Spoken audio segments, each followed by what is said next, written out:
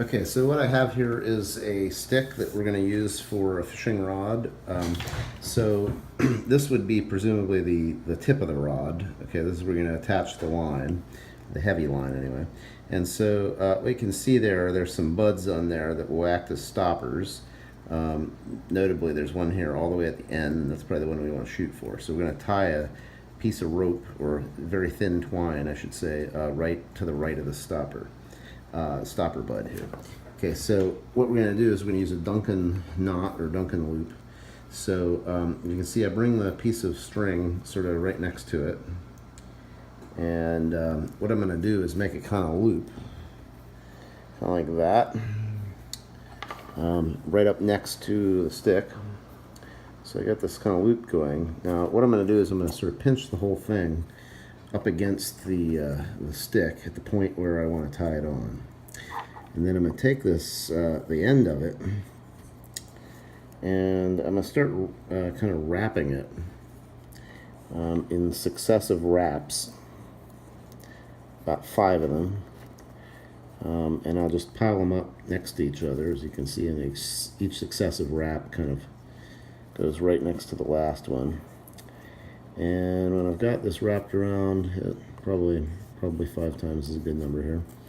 I'm going to bring that free end through, okay, and I'm going to start pulling on both ends of the line, and just kind of coaxing it to tighten down, and just sort of push the ends together into a nice, neat kind of stopper, and then pull and tug on that. As you can see, it's kind of tightened up against there, and I can even sort of slide the whole business down towards that stopper bud. That's going to keep it from slipping off the end. And I can pull on this thing pretty hard, a lot harder than any fish is going to pull, and it is not going to come off. Okay, so we could then of course trim this little tag end, and then we have a neat connection between the rod and the piece of twine there.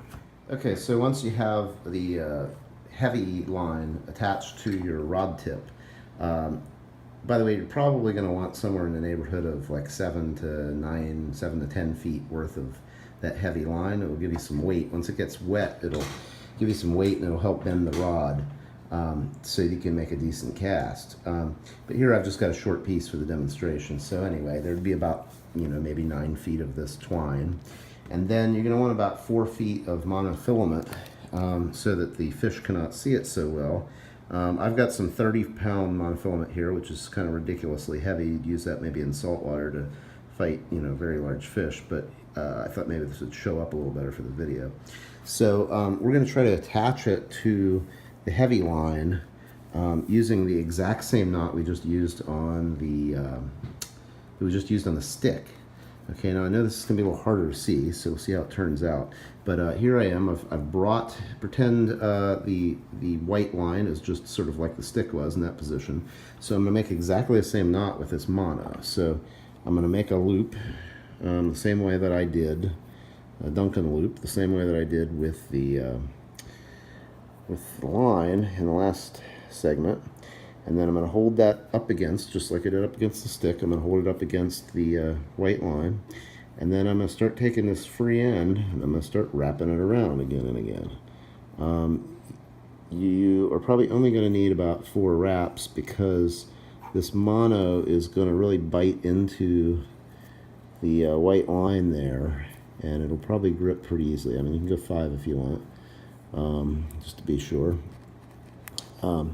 Once you've wrapped that around about in the free end there, once you've wrapped that around about 4 or 5 times, just once again, you're going to take the 2 free ends and you're just going to cinch them down. I'm slowly pulling them down tight, and it's going to cinch down on that line, and you got to pull the line from bunching a bit. But the upshot of this is that when you're done, the standing end of this, once you've tightened both ends, the standing end of this should really be pretty tight on that, on the end of that white line. I mean, it is not coming off. If you pull these together, boy, is that on there. Okay, and then You could just take, you know, a pair of cuticle trimmers or needle nose pliers, and you can just trim the tag ends off. And what you'll have, here, I'll just do that right here for the video. So trim that, and then trim this piece of rope perhaps, and then what you have is a relatively neat connection, a little hard to see there in the video, but a little relatively neat connection between the heavy line and the mono line. All right, now if you're going to actually catch a fish, you're going to need some terminal tackle. So I started with a bobber that I made out of just a piece of wine cork. It's about 3/8 of an inch wide. I just sliced a piece off with a box cutter, and I took a drill, and I drilled a couple of very small holes. You can just barely see them there. What I'm going to do is I'm going to thread a piece of the mono through one hole, and then I'll bring it out the other. And so that'll give you a very simple type of bobber. And so I thread this through the one side of the hole, and then I just bring it back through the other side. And so it kind of captures the bobber. So what I wind up with is the bobber right there in the middle. Now this thing is really want to slip. Okay, so one thing you can do, the simplest thing to do is just to try a overhand knot, or just a regular granny knot in there. That will weaken the line considerably. So if you do know other knots, you make another Duncan knot or something that would not weaken the line quite as much. But when you're only going after sunfish, it's probably really not going to matter, because they're probably not going to exceed the capacity of the line too easily. So anyway, now you got a bobber. What you're going to want to do underneath of that, probably about 2 feet, 18 inches to 2 feet underneath of that, is you're going to want to hang either a hook with a worm, or perhaps if you're using artificial flies, maybe a prince nymph or San Juan worm, or some other kind of really basic wet fly that catches a lot of species of fish easily. And so the question, of course, is how are we going to attach this line to the hook? Well, it would be really hard to see a small hook in this video, so we're going to pretend one of the ends of the scissor is, the eye of the hook, so it's nice and big so we can see it. What I'm going to do is I'm going to use, once again, the Duncan loop or the Duncan knot with a very slight variation. So I'm going to bring it through. Okay, so now we have, the line wrapped around the monofilament line wrapped around what is our fish hook, so to speak, the eye of the hook. Now what I'm going to do, this piece doubles up here, and I'm going to sort of pinch it together and pretend that it's one piece. Okay, almost as if it were like the stick in that first segment of the video. So I got one, I'm treating those two pieces as one. Now I'm going to reach over to the side and bring a piece of that back so that I can make a loop. Okay, and now what I'm going to do is I'm going to proceed to make one more Duncan loop. Okay, so now I'm going to take this and just start wrapping it around, about, you might want to go more times, because this time, because mono is slippery. Okay, so if you want to go at least 5 times, maybe 6, 7. This is pretty thick mono, so I'm just going to, for this video, I'm just going to do maybe 5 wraps. So so then you're going to start snugging that down. Really, you would want to put some saliva on this knot to help it to sort of lubricate the knot and help it pull tight. That would be a good practice.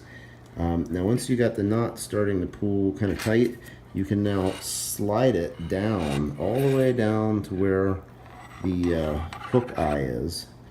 And once you've gotten it up against there, then you can really start to bear down on it. And at that point, you just sort of pinch it on down, and it is on there. It is not going to come off anytime soon. Okay, and then of course you just got this little tag end, and then you need to just trim that off, and you are pretty much in business to go fishing now. If it's just a hook you've attached to a bare hook, then you're gonna put a worm on there. Otherwise, you've attached it to a fly. Either way, it's going to be hanging, maybe 18 inches to 2 feet below your cork bobber, and you're ready to flick this thing out there and catch some fish. Okay, so the finished product is going to look something like that. It's a big long stick with a long string on the end. There's a little junction here where you can see the thick line going to the piece of mono, and I got about 4 feet of mono there.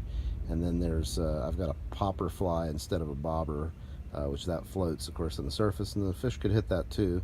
And then hanging below that, I've got a small San Juan worm, which is the bottom fly, wet fly, hangs about 2 feet below the top fly, and they'll hit that too, and they'll hit that pretty often.